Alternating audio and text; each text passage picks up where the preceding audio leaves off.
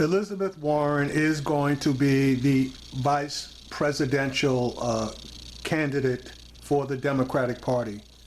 There's no ifs, ands, or buts.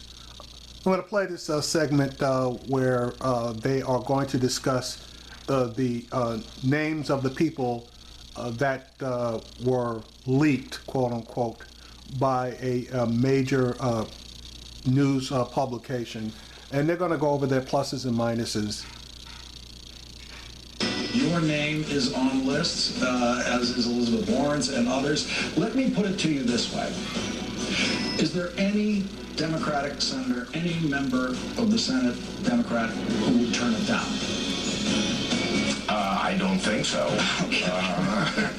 You know, I think there'd be a number of us who'd be surprised if we were chosen.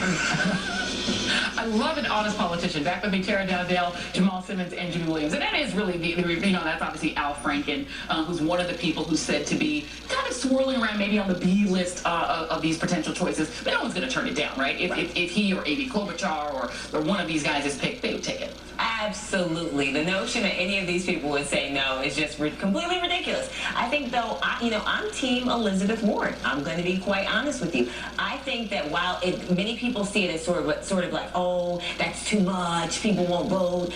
I don't agree with that. I think that Elizabeth Warren brings a lot to the table. I think that she helps solidify Asian American voters. I think there are a lot, like her appeal with women, her appeal with young people, her appeal with working class people, and she's shown herself to be a highly capable attack dog, and that's really important. But I mean, the other downside to that, of course, is that while you would never know it to look at her, she's fabulous looking. She's 66 years old. You then have, number one, potentially not the prospect, Jamal, of saying, well, in 8 years she would run, theoretically. That could be good and it could be bad. It could mean she also doesn't have her own agenda. But does that age factor, as much as we may need to talk about it, factor in? Two women of similar age, similar sort of background. Well, Joe Biden was also an older person. We did not think was going to run for president again after President Obama left. So I think the age factor could be diminished. I actually do also think Elizabeth Warren would be the best candidate because in order for Democrats to win, we need to have a youth vote turnout, a millennial turnout closer to 20% of the electorate.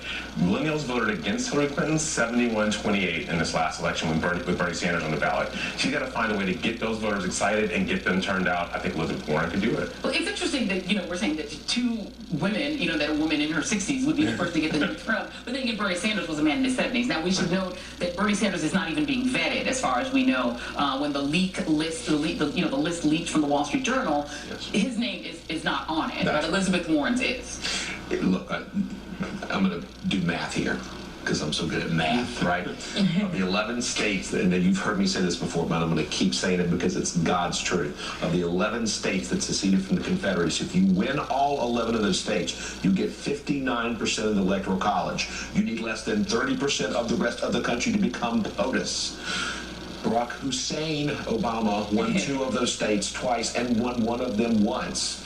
You need to win Virginia and you need to win Florida and you really want to win for, North Carolina. Well, Tim Kaine is your pick. Tim Kaine is He's young, he's white, he's good on all the issues. And if you watched him in that filibuster on the Senate floor, he was the best damn orator out there, and I was impressed by him. Except in the Democratic Party, Hillary Clinton is already viewed as the moderate candidate. I think what the Democrats need is somebody who's going to be viewed as a liberal candidate to make sure we get the turnout among the communities that we need to show up on Election Day that we have to get.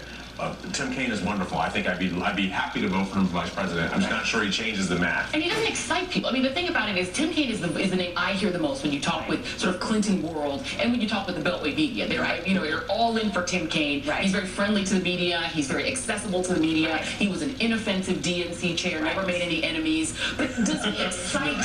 That's kind of evidence against somebody. That's his biggest problem. That's exactly right. I don't think he excites people, and I think that people are viewing this election cycle as they view every election cycle. This is a very different election cycle. If you are going to run 2 women, this is the election cycle to do it. The public is viewing things differently, even on the Democratic side. People want something different. Elizabeth Warren is something different, and I think when she is introduced to people, when they are with her in a room, a big rally, I think whether they know her or not, people like her. I remember a time when she was a darling of the conservative media despite being a liberal because of her uniqueness, because of how she approached things.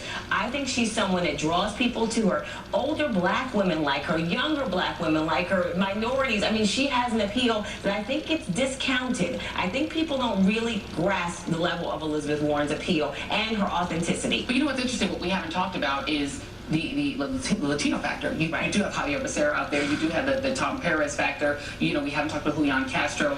Are we missing that factor in something the Democrats need? Yeah, I think somebody like Tom Perez would be a very good candidate because he could animate people, get people excited. And so focusing on that. Right now, Donald Trump is sort of serving as a Latino vote turnout machine. But I don't want to take that for granted, but I do think that Donald Trump is actually helping us on that equation. Yeah, and last words, you're just Team Tim Kaine. That. Well said, Tara, Jimmy Hall, and Jimmy will be. All right, so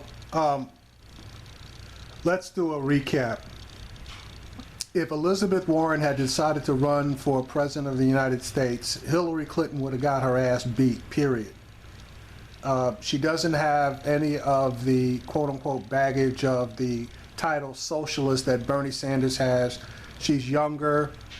She has a reputation of being for the people. Basically her entire political history has been a champion of the people.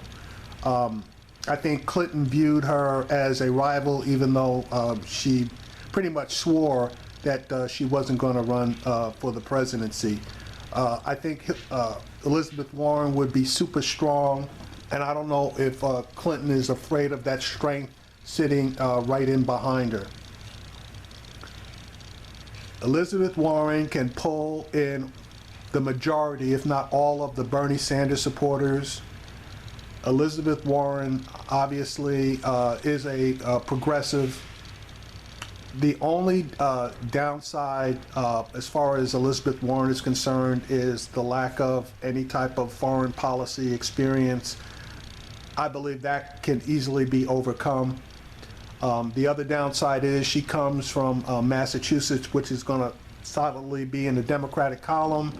And if she has to give up her seat in the Senate, the governor in the state of Massachusetts is a Republican, so he would name a Republican replacement, but that's overcome by the fact that in Massachusetts, anytime a senator leaves their seat, that seat has to have a special election called within a relatively short period of time. I believe it's something like 90 days or so with certain parameters, but not greater than 120 days. So that part of the equation would be solved.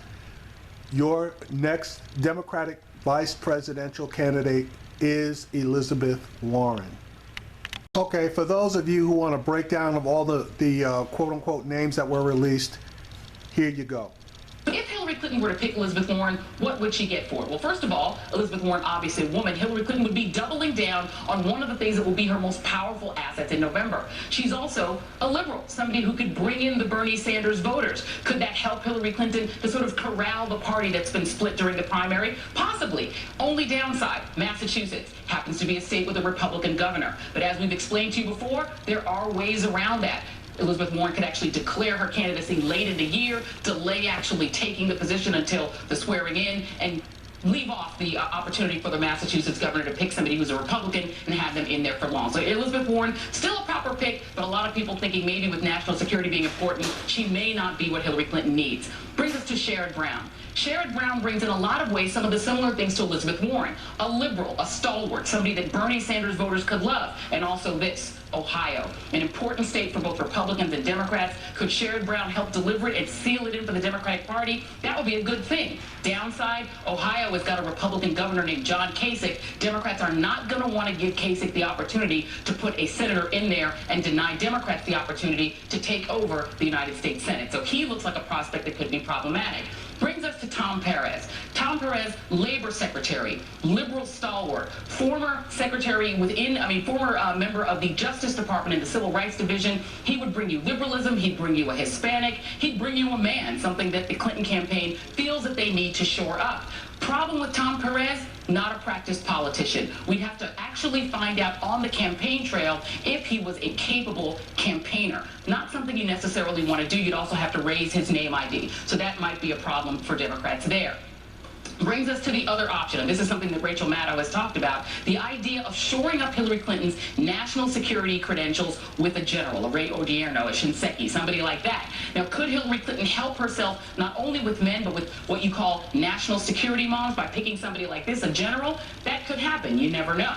Let's go on to our next prospect, Tim Kaine. Now, Tim Kaine has been the subject of the most Beltway conversation. Not only could he shore up the man vote for Hillary Clinton, he could also shore up another important swing state, Virginia. He's a United States Senator from a state with a Democratic governor, meaning a Clinton ally would actually pick his replacement, which could help Democrats not only win over some men in November, but also hold on to that or grab that Senate majority. And now let's listen to perhaps the other side of Tim Kaine, which is he's not a scintillating campaigner, right? He's not somebody that exactly excites the base. When he was the governor of Virginia, he also governed as a somewhat moderate to conservative, personally pro-life, and a lot of things that might not excite the liberal part of the Democratic base. However, this guy is the subject of a lot of Beltway speculation. He's a Beltway favorite. And let's listen to Tim Kaine talking about whether he, too, has been vetted for Hillary's Veep. All right. Tim Kaine has got a lot of strong qualities, but he just is not going to get the Sanders voters into the fold. And Clinton knows for a fact if she doesn't get those Sanders voters, she's going to have hell. Now, there were two other people that were not brought up here. That would be Julian Castro out of San Antonio, Texas. He's part of Obama's current cabinet. He's an up-and-coming star in the Democratic Party. Obviously, I don't think Clinton's going to have too much of a problem with the Hispanics, given Trump's racism against them. But Julian Castro would damn sure lock him in, and he might, and I'm saying this with a grain of salt, he might be able to put Texas into play. The other name is Cory Booker out of New Jersey. He's a first-term senator out of New Jersey. He's another rising star in the Democratic Party. Those are two other names that I have been hearing, but are not mentioned in this particular clip.